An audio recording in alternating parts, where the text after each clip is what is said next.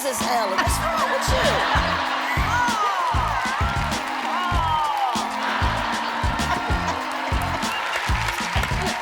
Oh, boy. You know, you don't need to spend a night in the park. But No. you're like me, go and go, wow, this is a big hole. And then you go, all right, Yeah, that's back to Vegas. Yeah, that's right. Yeah. I would do that. I would be like, this is gorgeous. That's enough. That's the way to do it. Yeah. And I had my dog with me. So, we were planning on staying in the park, but you know, dogs aren't allowed to stay in the park, but they have a kennel. So they tell us how to get to the kennel. So we get to this kennel. It was like, I don't know, I think they were running moonshine back there. I'm serious. It was like just this little shack in the woods. And we pull up and in these 5 giant cages, like a big barking dog, another bigger dog, a crazy dog, an empty space, and then a cat. And the cat was just looking like, they could have just left me home. I'm a cat. This is. Could have just left me home. Just left me home. Right? And I was like, there's no way I'm leaving my dog, No, you know, here. that's not right. Yeah. What broke my heart, you know, I'm watching the news and there were, you know, like a lot of the black churches got together and they were rallying, you know, their for Prop 8. I'm like, come on, it's discrimination. I mean, discrimination is discrimination. And of all people, black people should know. Yeah. Discrimination, and you gonna vote to get discrimination in the Constitution? That's, Yeah. I mean, Yeah. that's. And I know, African Americans, you know, they get upset. It's like, wait, black and gay, that's totally different things. Oh, you know, we had it hard. I'm like, yeah, I get it. I'm black. I know. I get it. You know, but there's things that gay people have to go through that black people didn't have to go through. Mm-hmm. I never had to come out black. No. Never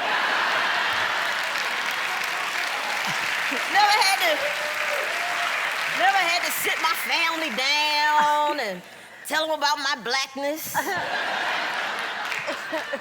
Have a little talk with my employer, let them know about my black lifestyle. Yeah. Mom, Dad, I gotta tell you something. Hope you still love me. I'm black.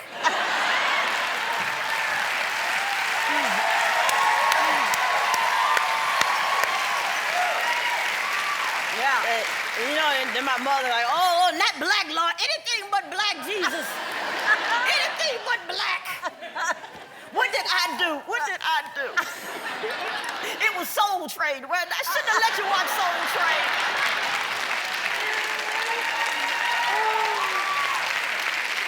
No, I just feel like, I mean, that's just me. I was born black.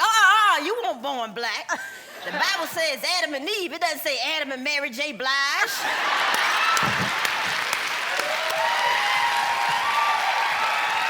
Yes. Oh, that's great.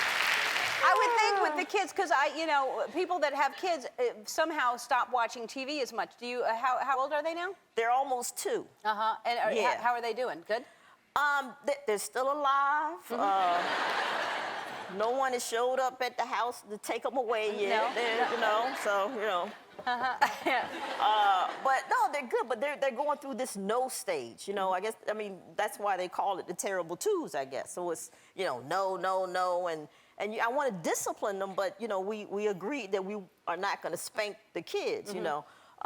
But so I have to get a little creative and find ways to punish them. Mm-hmm. You know, like the other day, Lucas, he didn't want to listen. He kept, you know, I told him, you know, he was standing on the table. I said, get down. So I just gave him a couple of chip clips to play with.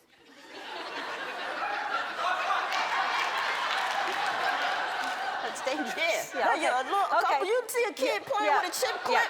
Yeah. Oh, it's fun at first. And then next thing you know, they stick their little finger in there. Yeah. It's going to end up on their fingers or on their lip. It's the Okay. Give the chip clip a kiss. Give it a kiss.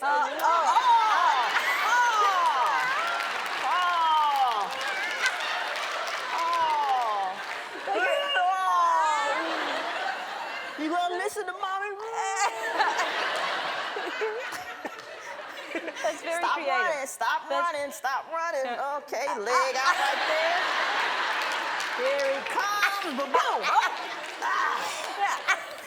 Told you to stop running. Oh. Yeah. Do they understand? Do you threaten them with things? Do you say, if you don't, like, I'm going to punish you? Or do you try to... Yeah. Yeah. Do you want to play with some chip clips? Do you want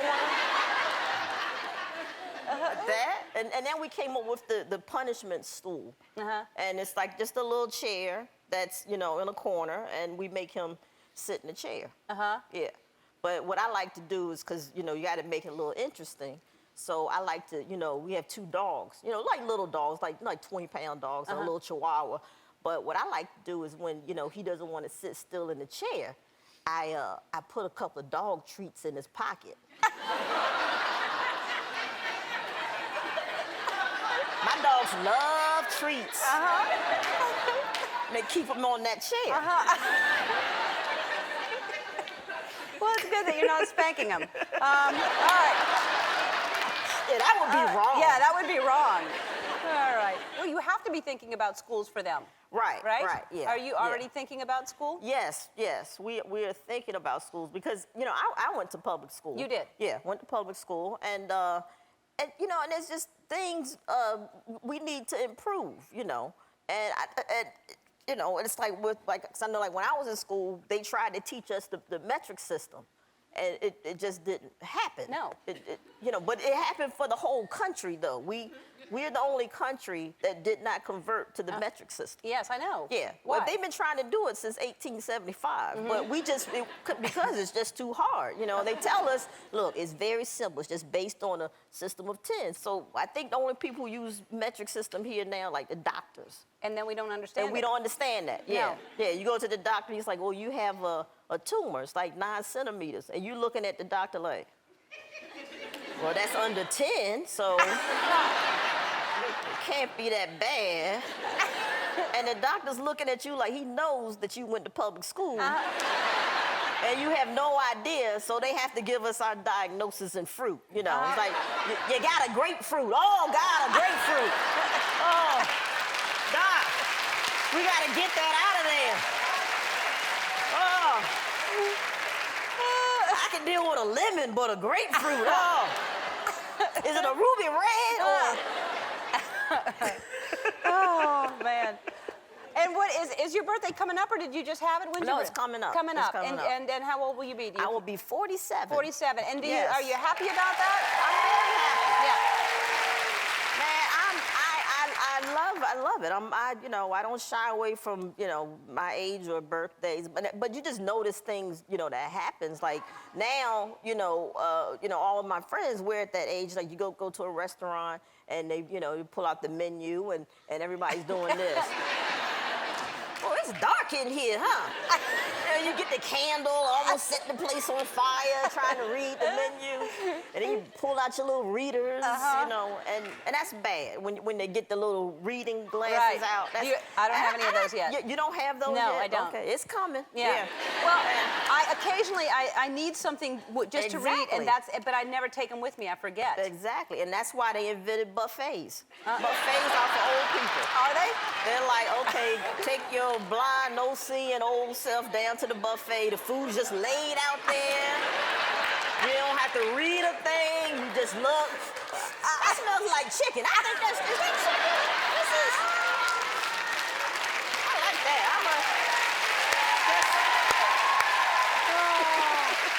Hilarious. How old are the twins The now? twins are now 2.5, and I'm so happy to be on the road because it's very frustrating, and they're stressing me out because now, you know, they're at that age where the only thing that they want to play on or play with is something that'll kill them. You know, anything dangerous, they want to do it. You know, it's like they you know, the monkey bars. Let's see, the monkey bars. That's the thing. They get on the monkey bars and they get stuck up there and like, help. And you go save them, you know, put them down. And then what they do? Climb right back up on the monkey bars. You know, I felt like FEMA. I'm like, what the hell? You know? Learn, people, learn.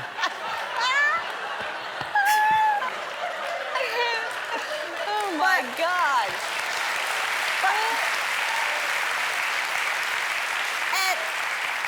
And then I'm trying to tell them, look, monkey bars are not for humans. Monkey bars are for monkeys. I mean, I've never seen a monkey in the emergency room, you know.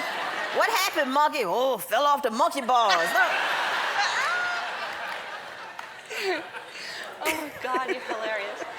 And you're still doing stand-up? You're still traveling, right? Yeah, I was out on the road this past weekend. Yeah, I love it. I love it. It's the hearing the audience, so you get this every day. People I know. laughing at you. Yeah, it's like a drug. It's a wonderful feeling to hear people laugh. Yes, but I have to go travel to get it, you know, to go on the road. And man, some of the places, it's the traveling that's the hardest part about it. You know? Like we were in Boston and they booked me at the Liberty Hotel.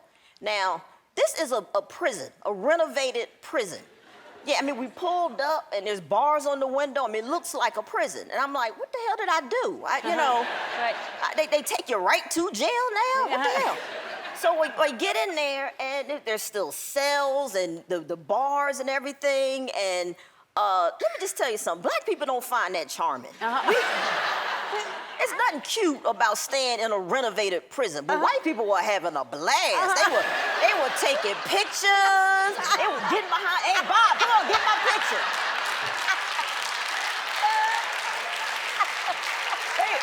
they thought that was the cutest thing in the world. I called my travel agent. I was like, man, look, you can't book me in places like this. This is not funny nor cute. I said, and here's another thing. When vacation comes around, do not book me on a cruise on a renovated slave ship either. Don't do that. I will so fire your ass. Don't do that. Oh my God. But here's the thing, Ellen. For y'all don't know, my kids are white, right? So. And now, you know, so I'm the minority in my own home now. I got a house full of white people. I'm just taking care of a bunch of white people right now.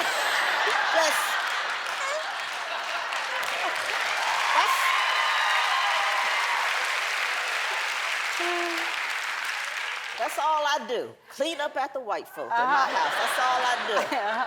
Right. A proud black woman. I went to a black college, and you know, I had a lot of blackness growing up. Right. And now I got a house full of white people. Right. You know? and I'm getting self-conscious about it. You know, like when I vacuum, everybody has to be out the house. I can't vacuum in front of them. Yeah. No. it feels weird. I feel like the help. I can't. Ooh, and I like to hum when I vacuum too, so I can't do that. I can't. Oh God.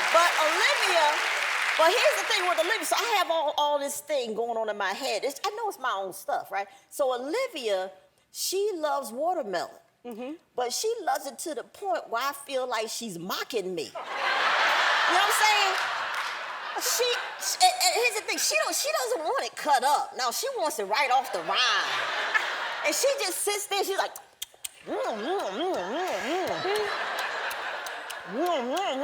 this is good, huh, Mommy Boo? I'm like, yeah, it ain't that good. And then she wants to go sit outside and eat it. I'm like, I'm not sitting outside with you eating watermelon. She's crazy about it. I'm like, where's Olivia? She's sitting outside on the porch. Like, what? Get in here. I'm trying to give her cantaloupe. I'm like, cantaloupe, that's outdoor fruit. You can eat a cantaloupe outdoors. Take a peach or something. Outdoor fruit. And you're about to celebrate your 6th wedding anniversary? Yes. Congratulations. Yes. October 25th. Alex calls it the day that we got married. I call it the day that Alex hit the lottery.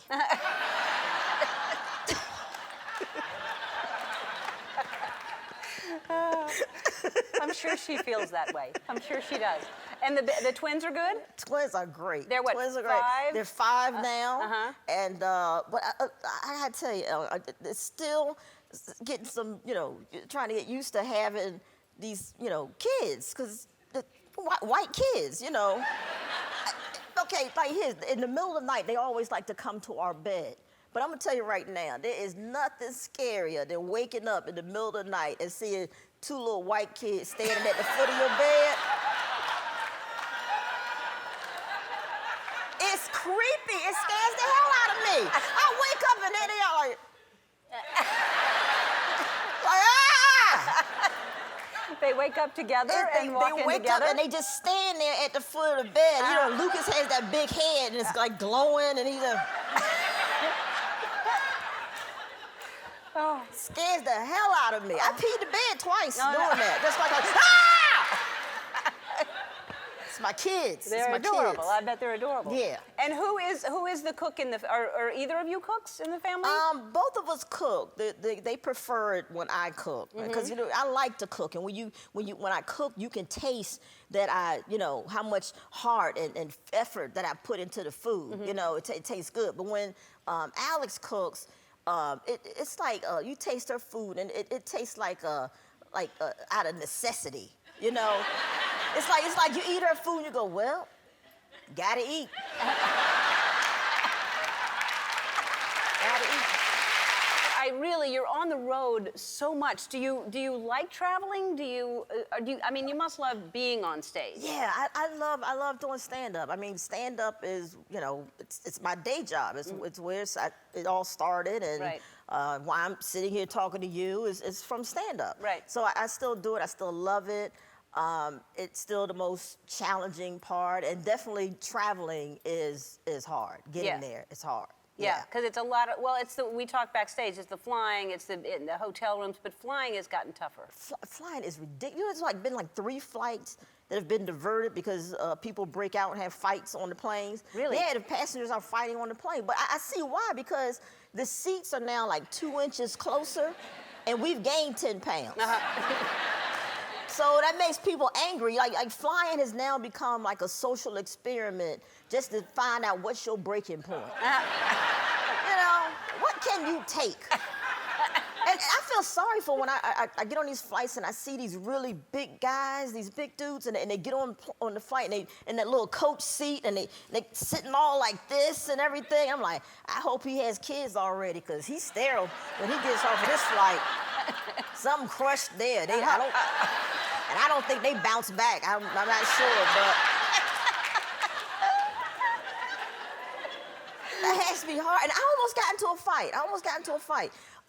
Because I was on a flight from Burbank to Vegas, and the seats are so tight, you can't just get up. You got to grab the back of the headrest of the seat in front of you to pull yourself up. And that pisses anybody off, you know? And I was getting up and I grabbed the headrest, and this woman went, ow! And I was like, oh God, oh Lord. And I looked and I had a fistful of hair.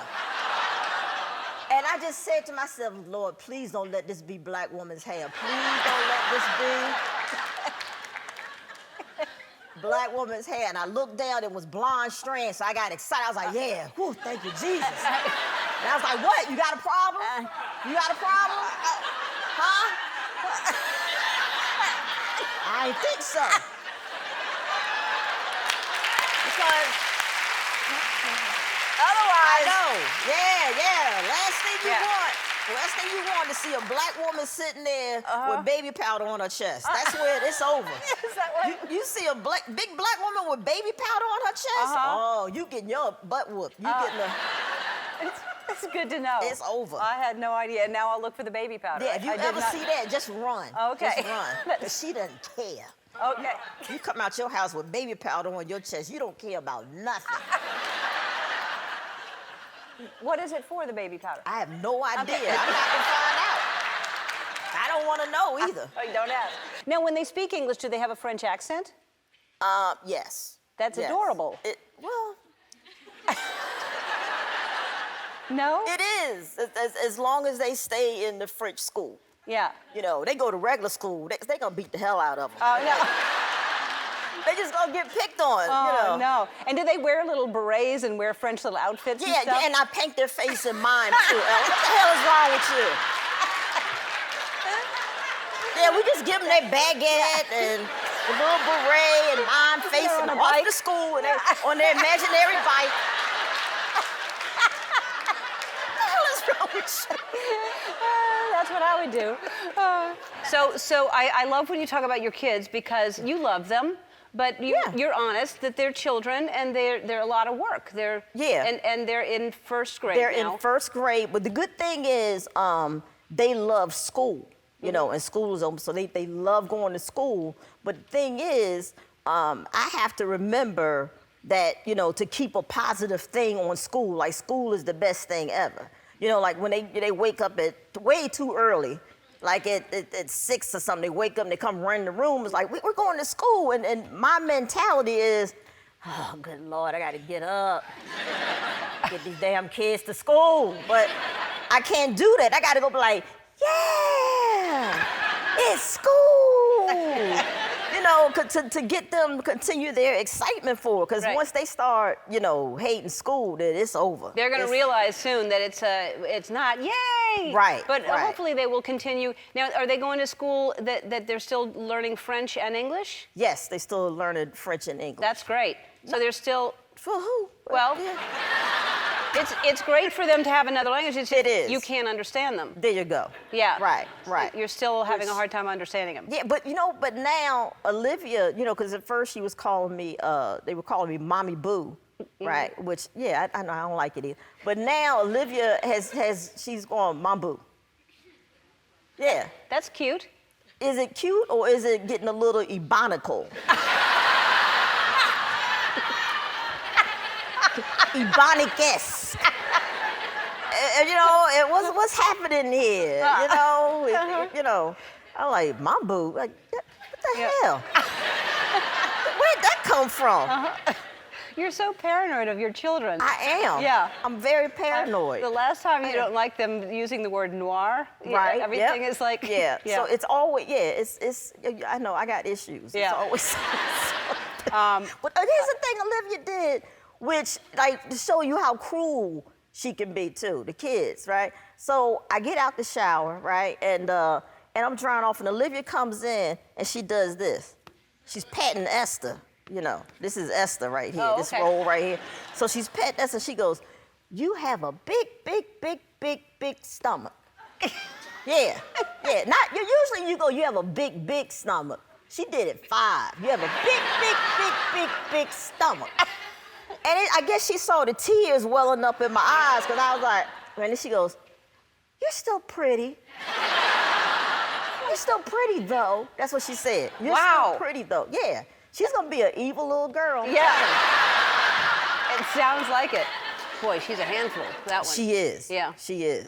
I do like that week when Alex was in France and I was kind of like left on my own. Okay. So I was out hanging out with some friends and we went, you know, happy hour, and happy hour turned into, you know, a little more happy hour. And so it was late and we were walking home from the bar, right? And I don't know what happened, but the next morning I woke up and I was like, oh my God, I think we played Naked and Afraid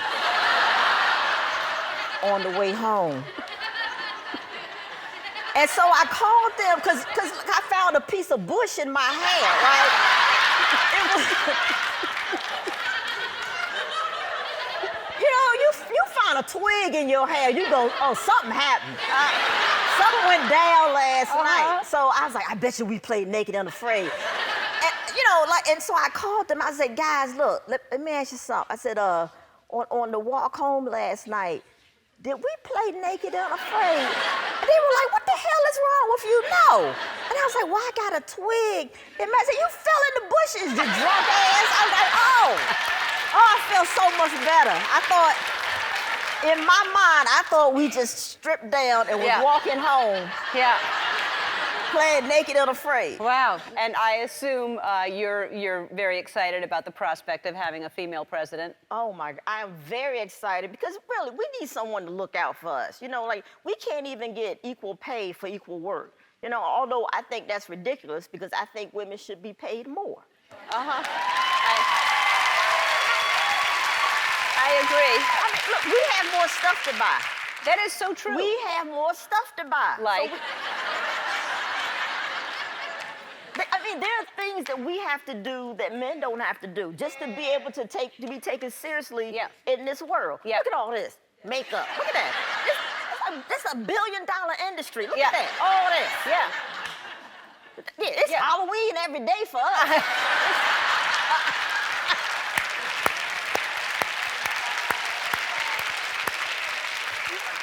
I don't even enjoy this. You know, I would love to be able to come out here with no makeup on. But I know y'all wouldn't have let me pass that step right there. You'd have been like, oh, no. You'd have scratched the record over there. It is. Would have been like, what the hell? Hey. Get her back. Oh, boy. Speaking of Halloween, those kids are going to dress up, I assume, and you're going to dress up, I assume. Yes, I am going to dress up. The kids, I don't know what they're doing. Yeah, but they're definitely dressed up. They're so excited about Halloween. And so I let them go out, and I stay home and pass out candy. But you know, I have to wear like a full mask, so that way people won't know it's me. So I'm going to have to get a new one, because last year it didn't quite work out. Like I had a mask on, but you know, you get thirsty. That's my mask. But you get thirsty passing out candy. So I had a glass of wine, and yeah, and everybody knew it was me. So everybody was walking up, hi, Wanda. I was like, hey. How did they know? They said, you're drinking. No one else is out here doing it. I was like, oh. How old are your kids now? My kids, they're almost 10. They're 9. Yeah. Wow. Yeah. And yeah. they're not like that. You keep them grounded. God, no. We're grounded. I don't. When we fly, we sitting in coach. You know, yeah. Because I mean, here's the thing. When we fly, that's why I hate flying with them. Because I got to sit in coach. Yeah. Right? I always ask my assistant or whatever to find an excuse why I can't fly with them. Right. You know, like book me somewhere else. Like, ooh, I'm gonna have to meet you there. I might even get there before you. But I can't, oh, that coach is horrible. Anyway, sometimes I go, how long is the walk? Can I just walk? So anyway, so we sit. So my wife goes, she goes, babe, you know, Oh, she's smoking again. yeah, she's smoking. Okay, again. all right. She said, babe, you know, if you like, you can sit in first, and I'll sit back there with the kids and coach. It's okay. And I look at her, I'm like, that is really sweet that she actually believes that, you know, that she'll be okay with it. And also, I know she's just setting me up. That's all. She's just waiting for the day for me to go, oh, okay. And you know, if I do that, that's it for me. I mean, come on. Who does that? I'm sitting in first class, drinking champagne, and they back there, you know, sweating it out, trying to fight for the armrest. Yeah. It's the worst. But I make my kids fly coach because they don't have jobs. What the hell they doing sitting in first class? Right. They don't have jobs. Yeah, but you have a job. Why don't you and Alex sit in first class? Because you have jobs, and then they sit in coach, and then, I mean, what's wrong with that? I'm not letting my kids sit back there and coach by themselves. You know what kind of creepy people fly back there? No, I don't. Lord knows what somebody could just talk to them, tell them all kind of crazy stuff. Okay, yeah, you're right. Yeah. Yeah, that's, Jesus, Ellen, what's wrong with you? I don't know. That's why I don't have kids. I don't. I don't.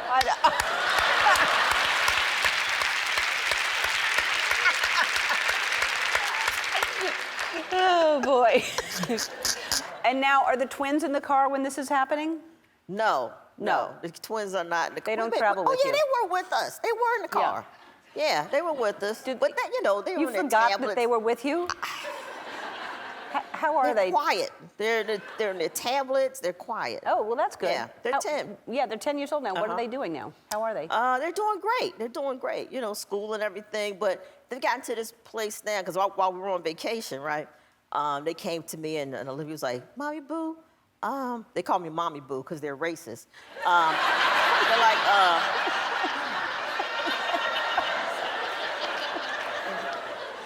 thought they'd grow out of that by now, but nope.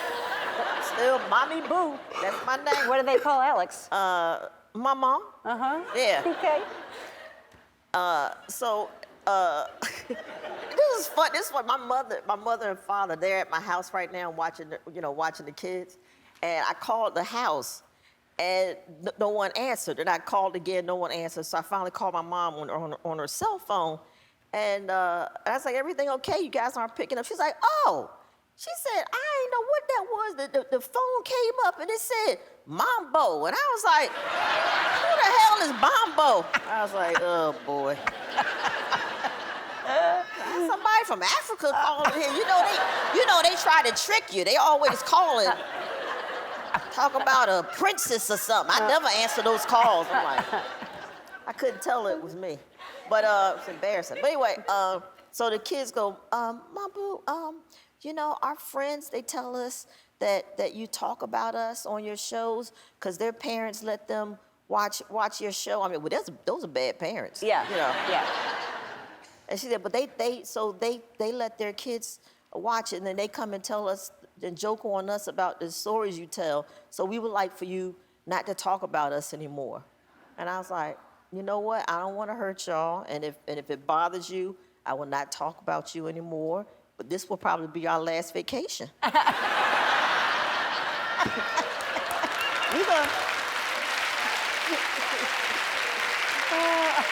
gonna be doing some staycations. So now you can talk about them again. They want to go places.